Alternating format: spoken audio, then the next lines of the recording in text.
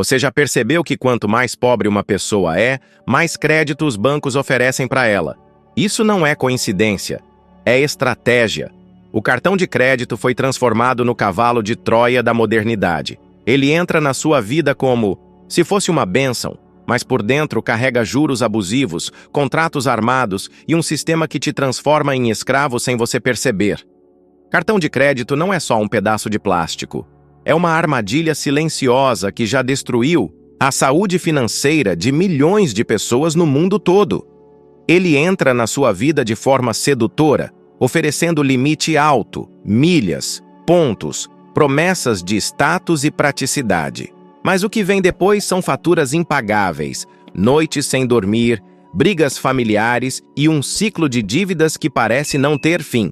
O cartão é apresentado como solução, mas se transforma rapidamente no início de um grande problema. Milhares de pessoas hoje vivem reféns de bancos que lucram com juros altíssimos. Pagam o mínimo, enrolam o restante e veem a dívida crescer como uma bola de neve. Cartões de crédito criaram uma geração de escravos modernos que trabalham, produzem, se esforçam, mas continuam pobres. Neste vídeo, você vai entender como tudo isso foi planejado para parecer normal. E, se você não abrir os olhos agora, vai continuar acreditando que o cartão é seu amigo e passar a vida inteira trabalhando para enriquecer os bancos. Eu me lembro bem da primeira vez que vi alguém usar um cartão de crédito como se fosse mágica. Era o início de uma revolução silenciosa. O Diners Club surgiu em 1949, prometendo conveniência, mas abrindo caminho para um novo tipo de armadilha financeira. No começo parecia inofensivo. Você comprava hoje e só precisava pagar tudo no fim do mês. Parecia liberdade, mas era só o começo de uma prisão disfarçada de conforto. Com o passar do tempo, os bancos perceberam que poderiam lucrar muito mais oferecendo a opção de pagamento mínimo. Eles sabiam que se você não quitasse tudo, os juros se acumulavam, crescendo como erva daninha em terreno fértil. E foi aí que os cartões deixaram de ser apenas uma ferramenta e se transformaram num instrumento de enriquecimento para os outros. O consumidor achava que estava ganhando tempo, mas na verdade estava entregando dinheiro. E tudo isso com um sorriso no rosto por causa da falsa sensação de controle. Hoje, as pessoas usam o cartão sem nem pensar no valor real da compra. O que antes era um simples pedaço de plástico virou um motor de consumo inconsciente. A maioria nem sabe como funciona o sistema de crédito, só sabe que passou e aprovou. Isso criou uma geração que vive de ilusão, acumulando dívidas como quem coleciona figurinhas. E tudo isso vai ficando ainda mais perigoso quando a emoção entra no jogo e o prazer da compra começa a ser separado da dor de pagar. Uma das maiores armadilhas do cartão de crédito é justamente essa. Ele foi feito para você não sentir dor na hora da compra. Quando você paga em dinheiro, sente o bolso doer. Mas com o cartão, é como se o cérebro fosse enganado. A recompensa da compra vem na hora.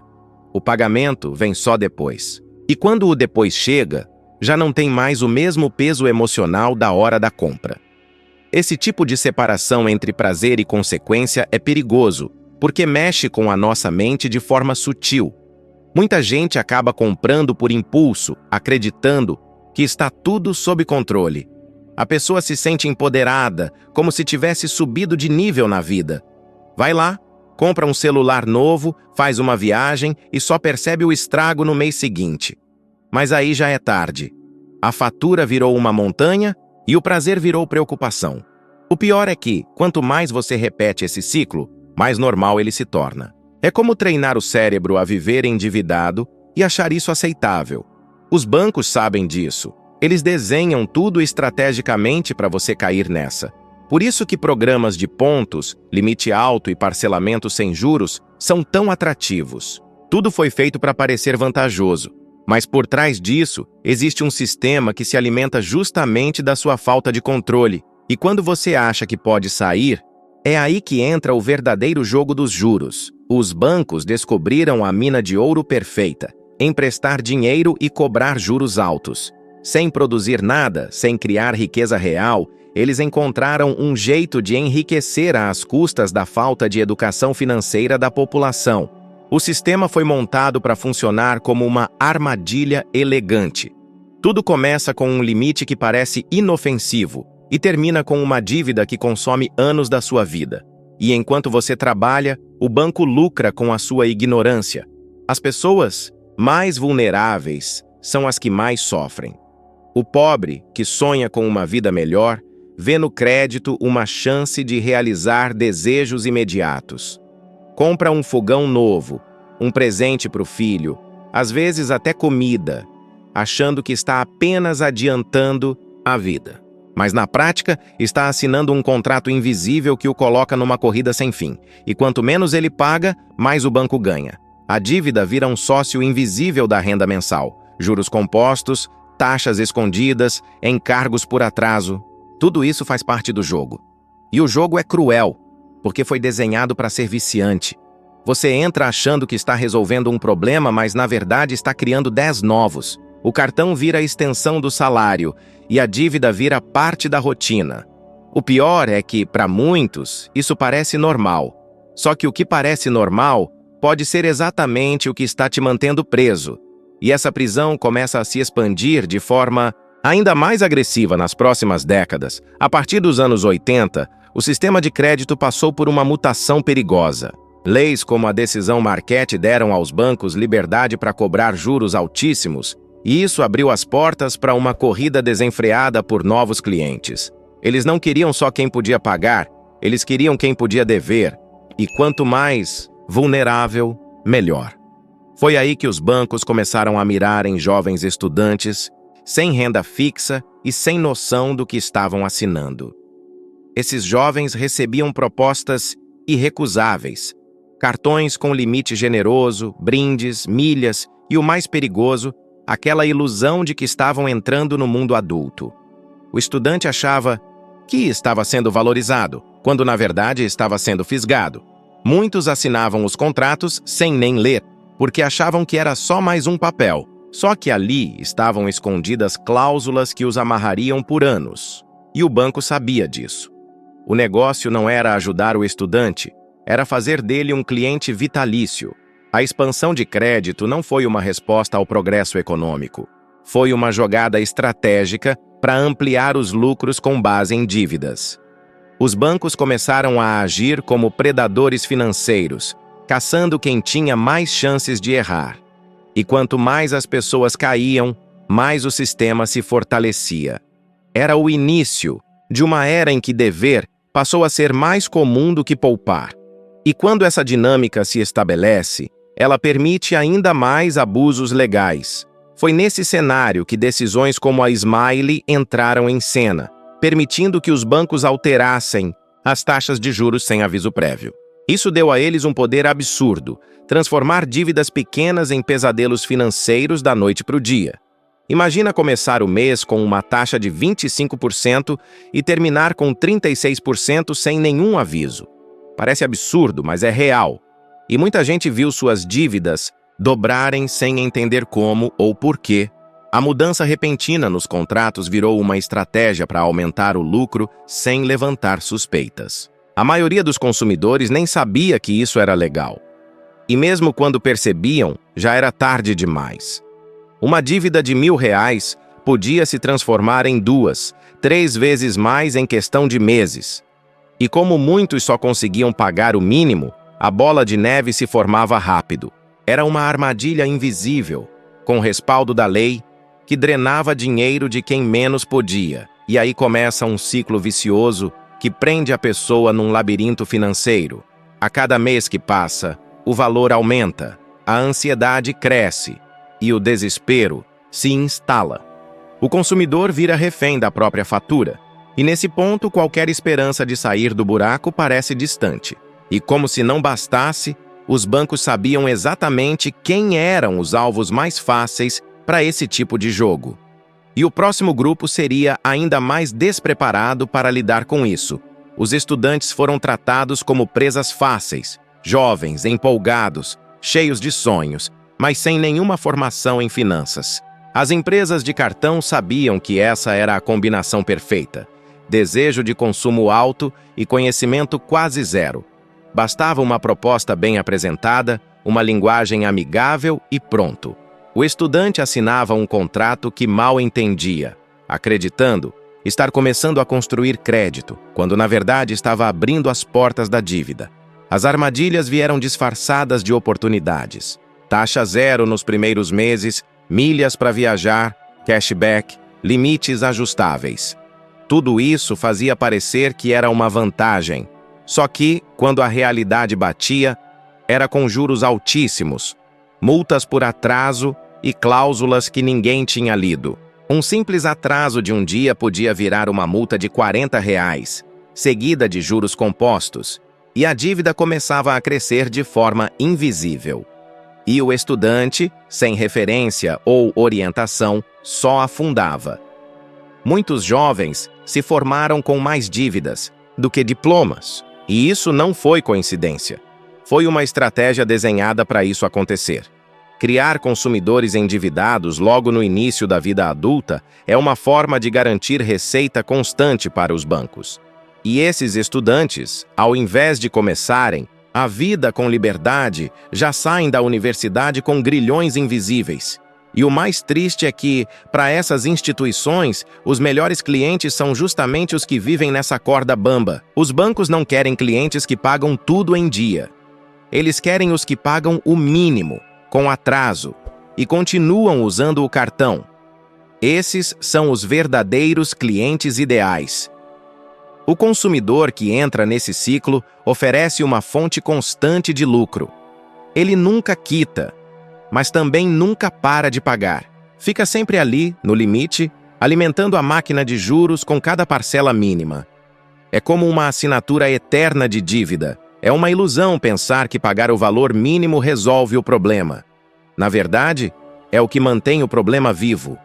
Quem paga o mínimo está apenas empurrando a dívida, e cada empurrão custa caro. A pessoa acha que está no controle, mas o controle está na mão do banco. E o sistema é tão eficiente que faz parecer normal viver devendo. Cartão de crédito vira extensão da renda e o banco vira sócio do seu salário.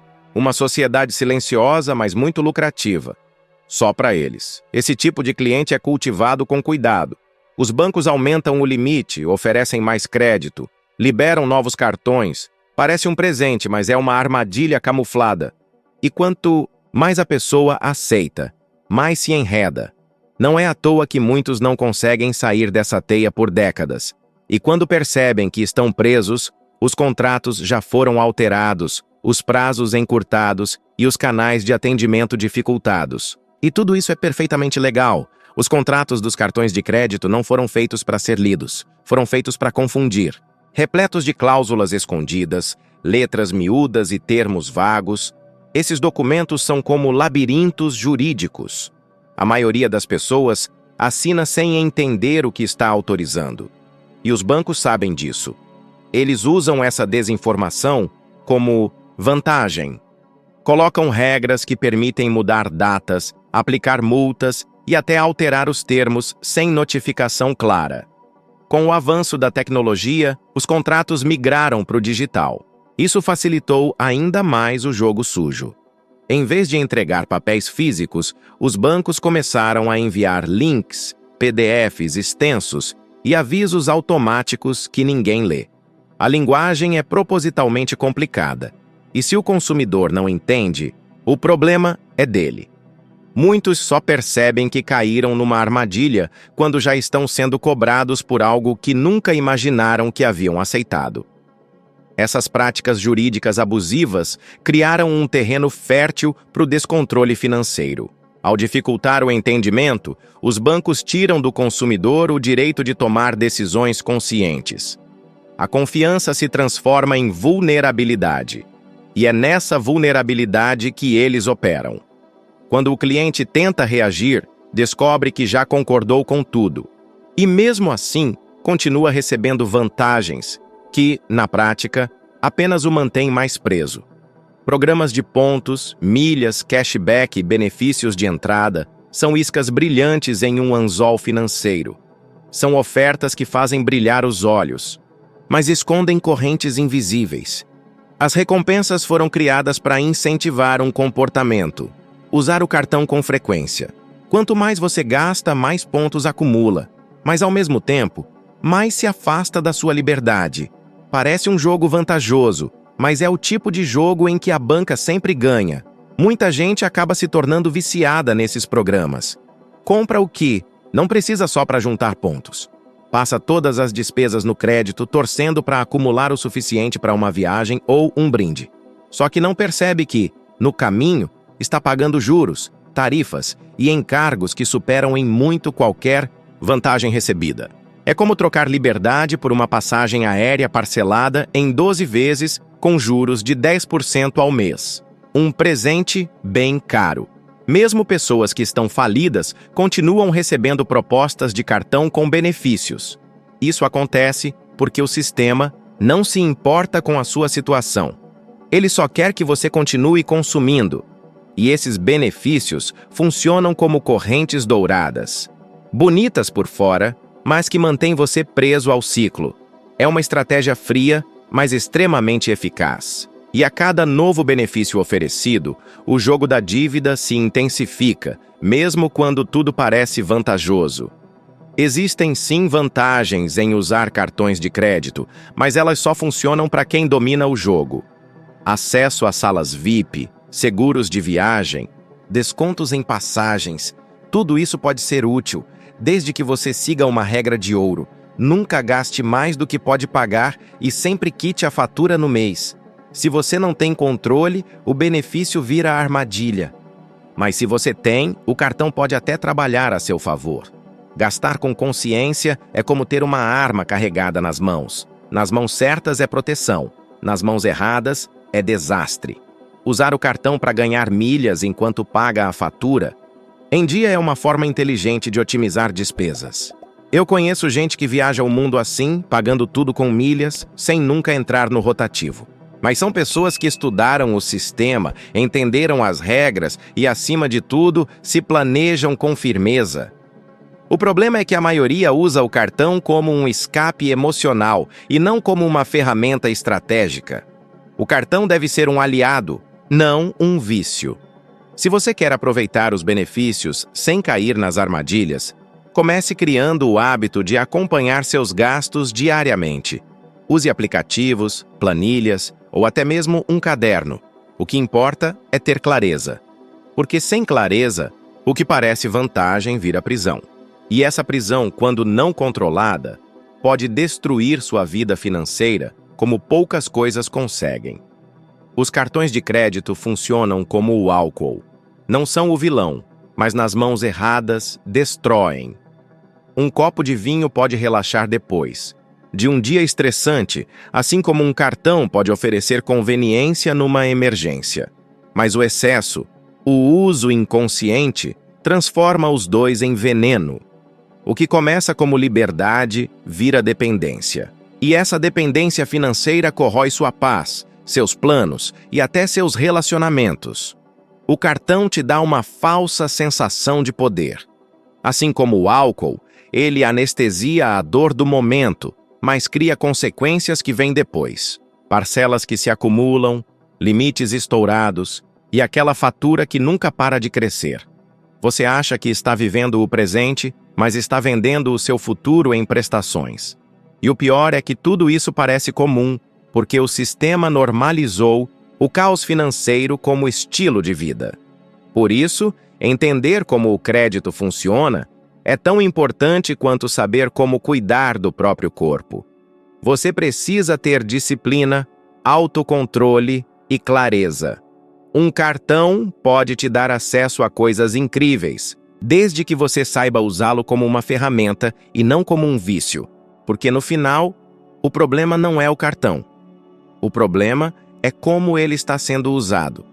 E quando você junta isso com dados reais sobre o impacto dessa cultura do crédito, o cenário fica ainda mais preocupante. Os números não mentem. Em 2020, o americano médio tinha mais de 3 cartões de crédito e acumulava cerca de $15 mil em dívidas. Isso não é exagero, é realidade. A cultura do crédito se tornou tão enraizada que dever passou a ser um hábito. E pior, um hábito estimulado por bancos e instituições financeiras que lucraram 176 bilhões de dólares por ano.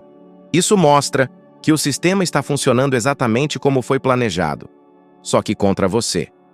Uma dívida de 10 mil dólares com juros de 36% pode virar 14 mil em 2 anos. E o pior, pagando quase 590 dólares por mês.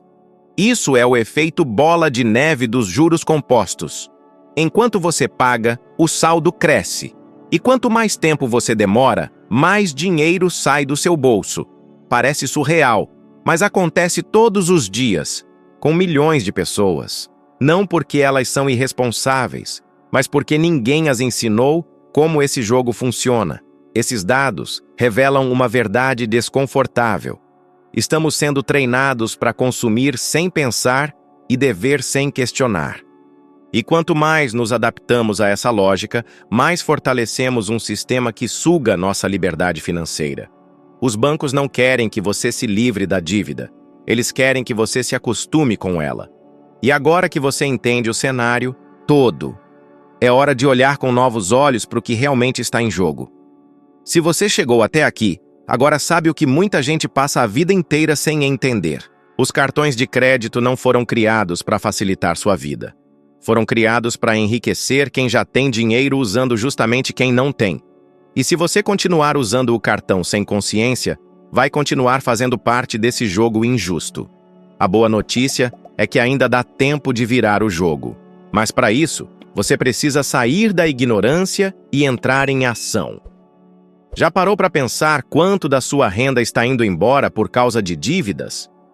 Já refletiu sobre o quanto você poderia estar investindo, crescendo, se fortalecendo, em vez de pagar juros absurdos todos os meses? Não aceite mais viver preso nesse ciclo. Chega de trabalhar duro para enriquecer banco. Comece agora a controlar seus gastos, renegociar suas dívidas e aprender a usar o dinheiro a seu favor. O conhecimento que você teve hoje pode ser o ponto de virada da sua vida financeira. Se esse vídeo te abriu os olhos, se ele te ajudou de alguma forma, compartilha com alguém que também precisa sair dessa prisão. Deixa seu comentário aqui. Embaixo, conta sua experiência com cartão de crédito e vamos continuar essa conversa. E claro, se você quer continuar aprendendo sobre educação financeira, se inscreve no canal agora e ativa as notificações. Porque nos próximos vídeos eu vou te mostrar como sair das dívidas e construir liberdade financeira.